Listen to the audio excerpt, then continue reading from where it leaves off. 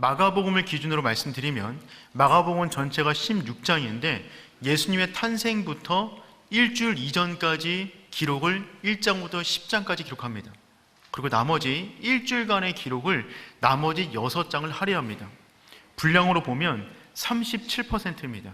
마가복음만 그런 것이 아니라 다른 복음서가 다 그와 같습니다. 그러니까 복음서 가운데 가장 중요한 부분으로 무엇을 삼고 있는 것이냐면 마지막 일주일이다는 것이 성경 분량을 통해서도 우리에게 전해주고 있는 것이죠. 그 일주일의 시간이 너무나 중요한데 일주일을 예수님은 다음과 같이 보내셨습니다.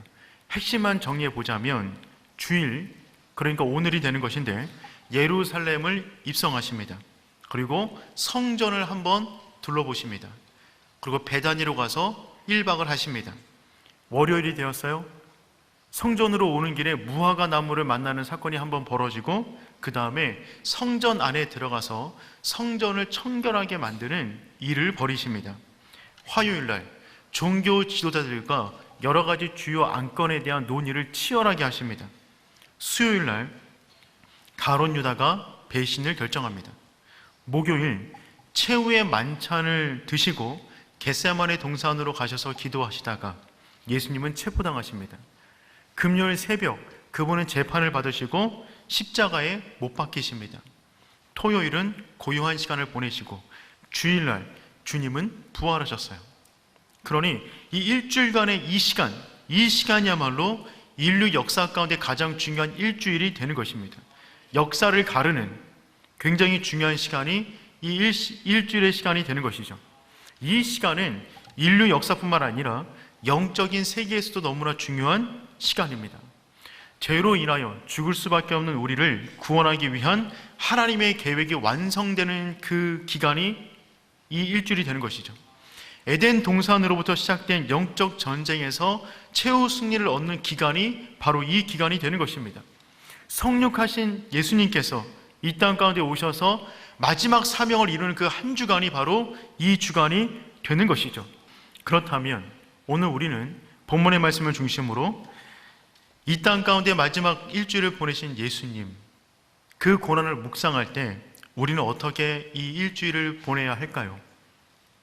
이와 같은 주제로 3가지 말씀을 가지고 여러분과 함께 나누려 합니다.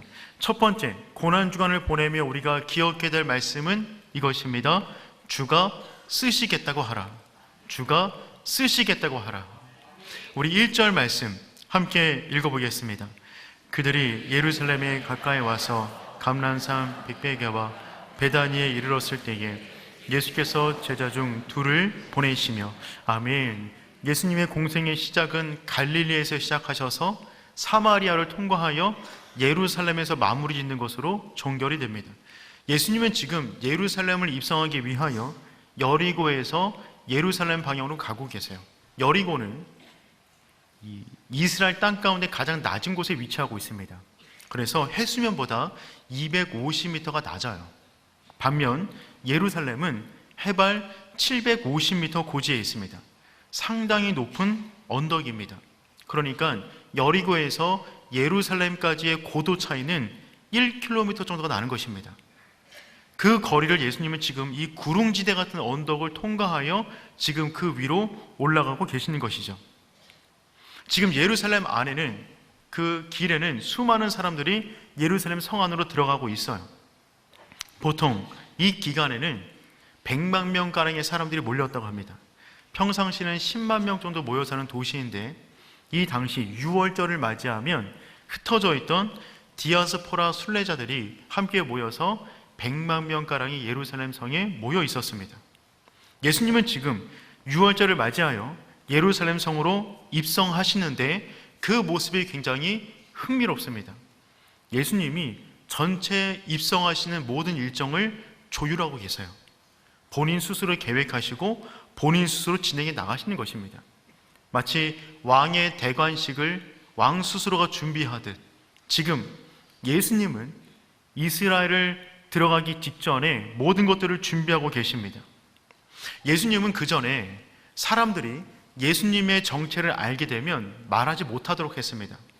사탄과 귀신이 예수님의 정체를 말하려고 하면 말하지 못하도록 하셨어요. 자신의 정체를 계속 숨겨 오셨는데 이 순간부터는 본인이 누구인지를 대놓고 보여주고 계십니다. 즉 이제 일주일 남은 이 시점 가운데 내가 누구인지를 스스로 보여주는 방식으로 예루살렘 성을 입성하는 것입니다. 그 방식의 첫 번째는 무엇이냐면 나귀를 타고 입성하시는 거였어요. 우리 2절 말씀 함께 읽어보겠습니다. 이르시되 그리로 들어가면 곧 아직 아무도 타보지 않은 나귀 새끼가 메어있는 것을 보리니 풀어 끌고 오라. 아멘. 예수님께서 어딘가 이동하실 때 무언가를 타고 이동하신 적이 한 번도 없습니다. 항상 걸어 다니셨어요. 그런데 이 부분에 있어서는 갑자기 나귀 새끼를 가지고 오라 라고 말씀하시는 것입니다. 지금 있는 벳바게에서 예루살렘까지 거리는요, 직선거리로 1.5km 됩니다. 그러니까 짧은 거리예요. 걸어서 가더라도 한 20분에서 30분이면 갈 수 있는 거리가 바로 이 거리인데, 예수님은 굳이 마을에 내려가서 나귀를 찾아오면 그 나귀를 타고 들어가겠다고 말씀하십니다. 실은 그 시간보다 직접 걸어가는 것이 더 빠를 것입니다. 그럼에도 불구하고 예수님께서는 의도적으로 나귀를 타고 들어가겠다고 말씀하시는 것입니다. 그 나귀를 얻는 방법도 굉장히 독특합니다. 제자 둘을 보내는데 옆 마을에 들어가면 한 번도 타지 않은 나귀 새끼가 묶여 있을 것이다. 그 나귀를 그냥 가져오라는 겁니다. 뭐 하는 거죠? 절도행위입니다. 그를 모습을 보고 누군가 주인이 당신들 뭐냐? 라고 말하면 주가 쓰시겠다고 하라 라고 말을 하라는 것입니다. 3절 말씀 읽어보겠습니다. 만일 누가 너에게 왜 그렇게 하느냐 묻거든 그리하면 즉시 이르러 보내리라 하시니. 여러분, 이 상황은 굉장히 황당한 상황인 것입니다. 이것은 마치 이런 것과 같습니다. 제가 만약에 어떤 분에게 옆 동네로 가보시면 아무도 타지 않은 새 차가 시동 걸려 있을 것인데 그 차를 가지고 오십시오. 그럼 주인이 보고 너 뭐야? 라고 말을 그러면 주경원 목사가 쓰시겠다고 하라 라고 말씀하시면 보내줄 겁니다. 물론 제가 그렇게 말할 리도 없고 제가 말씀드린다고 그렇게 할 분도 안 계시겠지만 이 모든 과정은 어떻게 보면 절도행위 비슷한 것입니다. 그런데 놀라운 것은 제자들은 주님의 이 말에 어떠한 대꾸도 없이 순종합니다. 그리고 내려갔더니 실제로 누군가가 말하는 것입니다. 그랬더니 주님께서 알려주신 대로 주가 쓰시겠다고 하라 라고 말을 했더니 그냥 순순히 풀어주었어요. 여러분, 주가 쓰시겠다고 하라 라고 하는 이 말에 제자도 주인도 나귀도 대꾸 하나 없이 그대로 순종합니다. 그런 의미에서 주가 쓰시겠다고 하라라고 하는 이 말은 마치 암호와 같아요.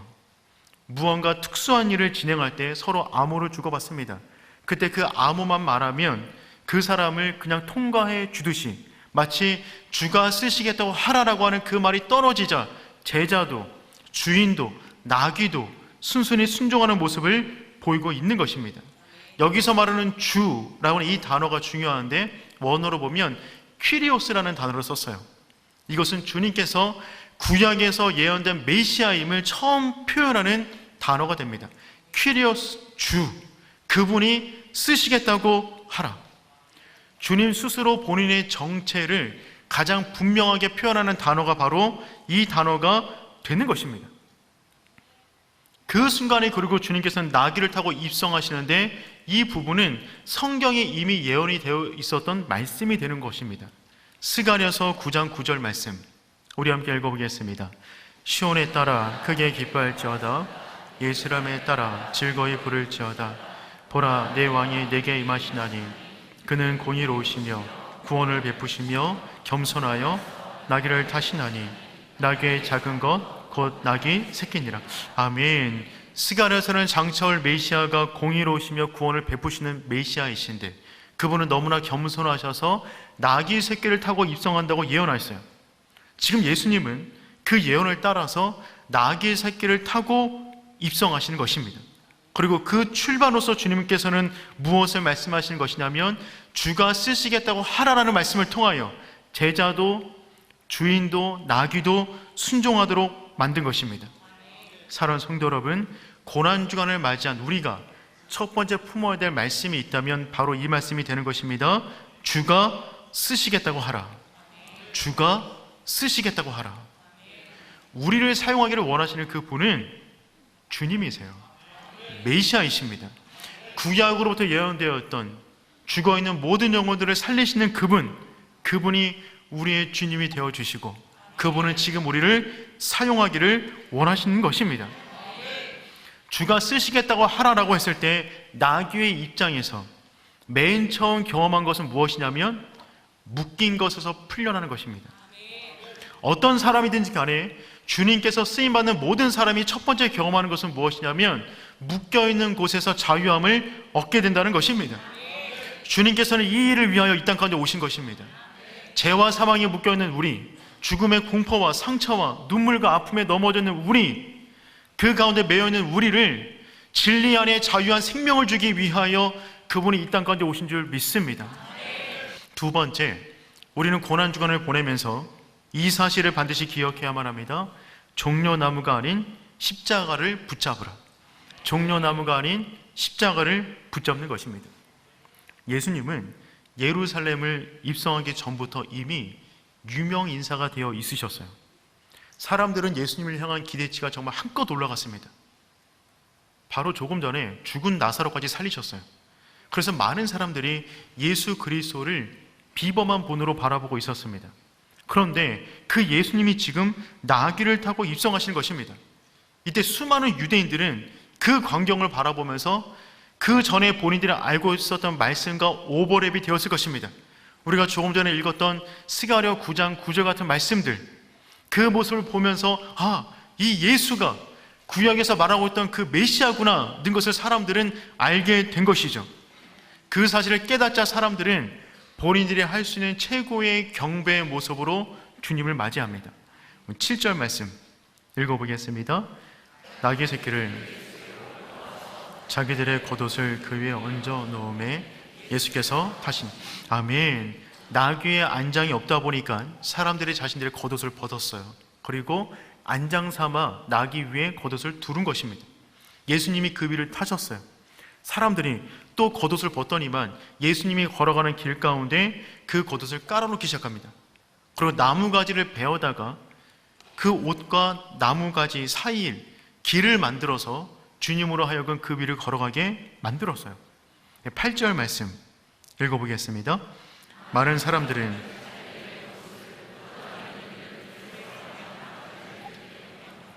그들 안에 예수님에 대한 기대를 그들의 손에 붙잡고 있었던 종려나무 가지로 우리는 확인해 볼 수가 있습니다. 종려나무 가지란 승리라는 뜻을 갖고 있어요. 종려나무는 승리라는 뜻의 꽃말을 가지고 있습니다. 그런데 이 종려나무는요, 유월절과 아무 상관이 없습니다. 지금은 유월절 때문에 입성하고 있는데 유월절과 종려나무는 아무 상관이 없는 나무예요. 종려나무는 유월절이 아니라 수전절에 흔드는 나무가 종려나무입니다. 마카비 가문을 대표하는 문양이 무엇이냐면 종려나무입니다.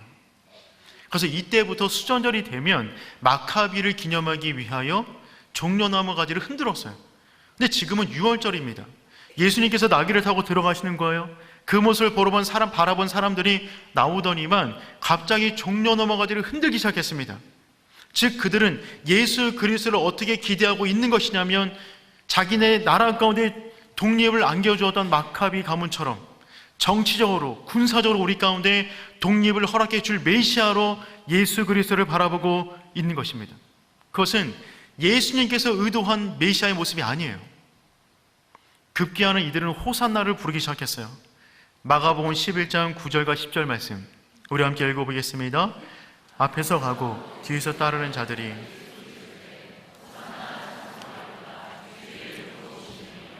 찬송하리로다. 우리 조상 다윗의 나라여 가장 높은 곳에서 호산나 하더라. 아멘. 이들은 종려나무 가지를 흔들면서 호산나를 외쳤어요. 호산나는 지금 우리를 구원하소서 라는 의미가 됩니다.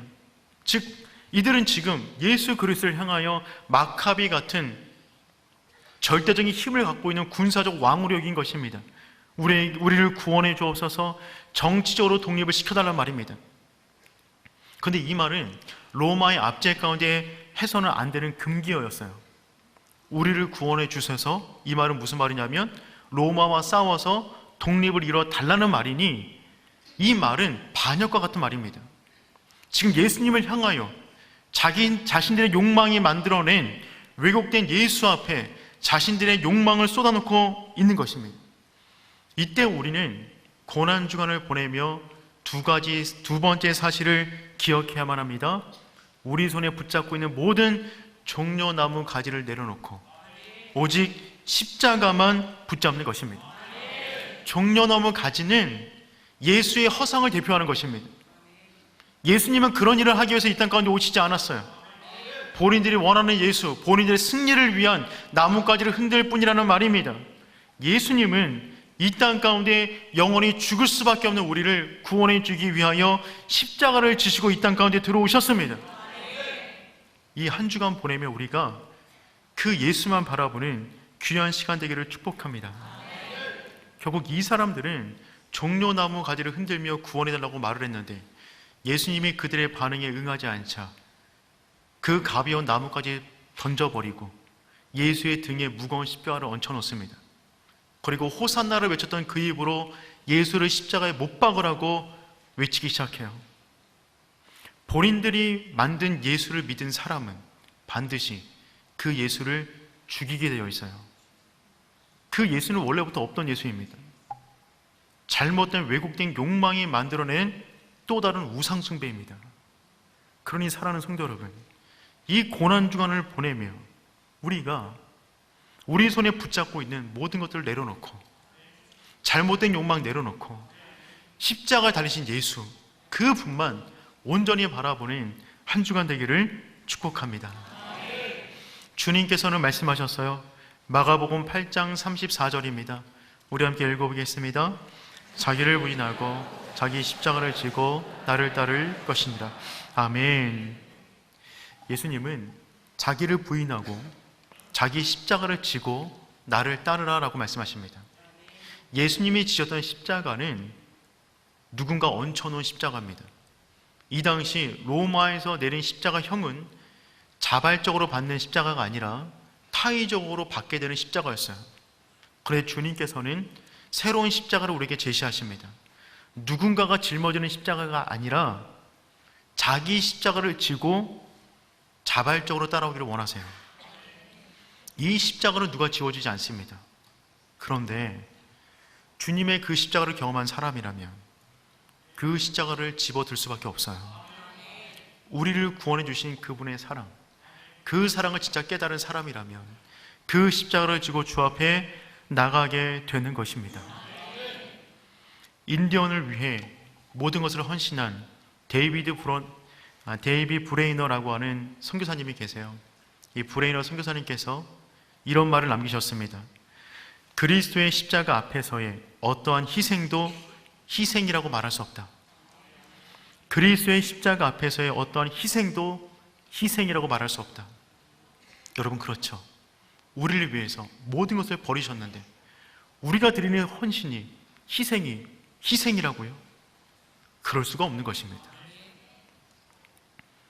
고난주간을 다시 맞이한 우리, 이 한 주간 우리의 승리, 우리의 인생, 우리의 욕구, 우리의 욕심을 채우기 위하여 종려나무 가지 흔들면서 한 주간을 정신없이 보내는 것이 아니라 그 모든 거 내려놓고 십자가를 붙잡고 십자가를 더 깊이 묵상하기 위하여 그 앞으로 나오는 복되는 한 주간 되기를 축복합니다. 마지막 세 번째, 우리가 기억해야 될 것은 예수님의 눈물입니다. 예수님의 눈물입니다. 지금 많은 사람들이 예수님을 환호하고 있어요.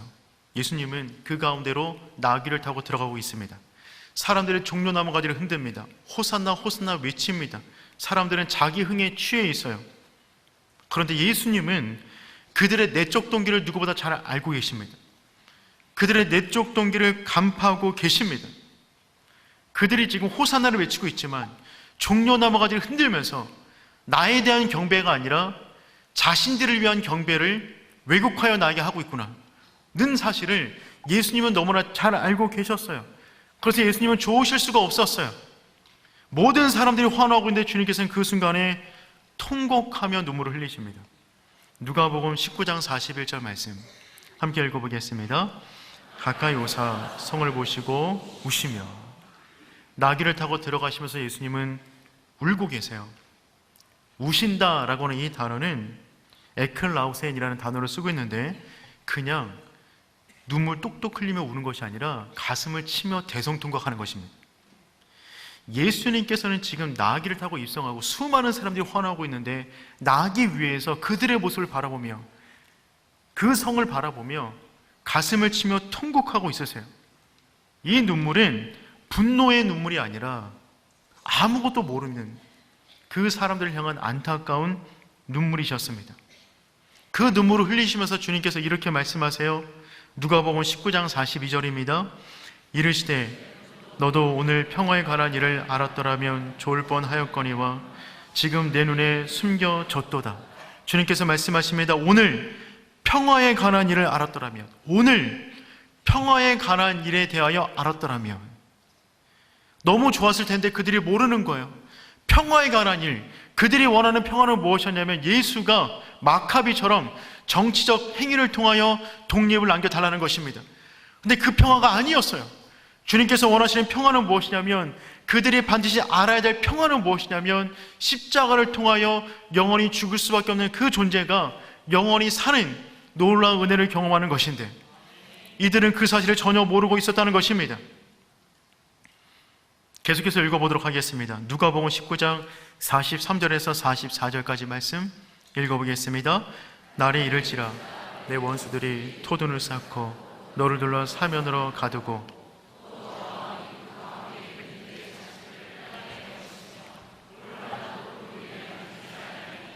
이는 내가 보살핌 받는 날을 알지 못함을 인함이니라 하시니라. 주님께서 연이어 말씀하십니다. 지금 너희들이 정치적인 독립을 원하고 있지만 주님께서 말씀하세요. 돌 위에 돌 하나도 남김없이 다 무너질 것이다. 예수님께서는 그들의 내면의 잘못된 동기를 보셨어요. 또 하나, 그들의 미래를 보시는 것입니다. 예수님은 모든 걸 다 보고 계세요. 그런데 그들의 미래를 바라보니까 AD 70년 얼마 안 남았어요. 로마의 티토 장군이 이 성에 도착하여 예루살렘 전체를 초토화시켜버립니다. 나라가 멸망돼요. 지금 사람들은 당신이 마카비처럼 우리에게 독립을 주십시오 라고 말을 하고 있지만, 그들의 미래를 바라보니 얼마 안 있어 이 성 전체가 무너질 것인데, 그들이 지금 이 사실도 모른 채 자신들의 흥에 취해서 십자가를 바라보지 못하니 그 안타까운 마음에 지금 주님께서 눈물을 흘리고 계시는 겁니다. 너희들이 진짜 원하는 평화, 너희들이 진짜 가져야 될 평화는 그런 것이 아니라 너희 영혼을 위한, 너희 인생을 향한, 영원을 향한 평화를 얻어야 된다. 그 안타까움에 지금 눈물을 흘리고 계신 것이죠. 그런 예수님의 마음은 이 순간에 정말 복잡하셨어요. 자신을 향하여 환호하고 있지만 그들은 허상이 예수에게 외치고 있는 것이었습니다. 왕이라고 외치고 있지만 곧 있으면 죽일 듯 달려들 것입니다. 정치적으로 독립을 원하지만 몇 년 지나면 나라는 완전히 초토화될 것입니다. 이들은 포기할 수 없는 하나님의 자녀인데, 이들은 지금 생명이신 예수 그리스도를 거부하고 있는 것입니다. 그 가운데 예수님은 통곡하며 울고 있는 것이죠. 한 구절 더 보겠습니다. 누가복음 19장 44절 하반절입니다. 이는 내가 보살핌 받는 날을 알지 못함을 인함이니이다 하시니라. 아멘. 이는 내가 보살핌 받는 날을 알지 못하기 때문이다. 보살핌을 받는 날, 그 날이 언제냐면 지금이에요. 지금 내가 너희들에게 진짜 너희들의 영혼을 보살피기 위하여 나귀를 타고 나의 정체를 드러내며 너희 가운데 다가가고 있는데, 너희들은 그 날을, 이 날이 아니면 너희들은 죽을 수밖에 없는데 그 날을 지금 허비하고 있다는 것입니다. 여기서 말하고 있는 보살핌을 받는 날, 그 날을 원어로 보면 카이론이라고 되어 있어요. 이 카이론에서 카이로스라는 단어가 나왔어요. 카이로스는 그냥 시간이 아니라 일상 시간 가운데 특별하게 하나님의 은혜가 임하는 날을 말하는 것입니다. 바로 이 날, 바로 이 날. 내가 주일 예루살렘 성을 입성하고 있는데 곧 있으면 내가 금요일날 십자가를 질 텐데, 너에게 주어진 날이 며칠 안 남았는데 이 날을 너희가 허비하고 있으니. 예수 그리스도께서 그 모습을 바라보며 통곡하며 우시는 것입니다. 사람들이 깊은 영적 무지에 빠져 있는 거예요. 의미 있는 시간들이 그들 눈앞에 다가왔는데 그 시간의 의미를 모른 채 다른 나무 붙잡고 다른 승리를 말하고 있는 것입니다. 사랑하는 성도 여러분, 예수님이 흘렸던 그 눈물이 우리를 향한 눈물이 아니기를 소망합니다. 그리고 우리 안에 또 다른 눈물이 하나 일어났으면 좋겠어요. 우리 영혼을 향한 눈물입니다. 내 식어진 십자가 사랑을 향한 그 눈물이 회복되는 복된 한 주간 되기를 소망합니다. 이 한 주간 우리가 어떻게 보내야겠습니까? 세 가지 말씀을 나누었어요. 주가 쓰시겠다고 하라. 이번 한 주간 살아갈 때 그 나귀가 주님의 십자가 길에 작은 거리에 쓰임 받았는데 우리 인생 역시 주님의 그 십자가 길에 작은 부분이라도 쓰임 받게 하여 주시옵소서. 주가 쓰시겠다고 하라. 주님께 쓰임 받을 때 내 손에 쥐고 있는 나의 욕망, 잘못된 것, 종려나무 다 내려놓고 오직 십자가를 지고 주님을 따르는 복된 한 주가 되게 하여 주시옵소서. 그럴 때 내 영혼 가운데 눈물이 회복되기를 원합니다. 첫사랑을 잃어버려 십자가 얘기만 나와도 예전에는 눈물을 펑펑 흘렸는데 이제는 그 눈물이 사라져. 아무것도 느끼지 못하는 우리의 심령, 가장 안타까운 심령입니다. 주님께서 죽어가는 영혼들을 향해서 눈물 흘리셨는데 식어져 버린 나의 영혼을 향한 그 눈물을 회복할 수 있는 복된 한 주간 되게 하여 주시옵소서.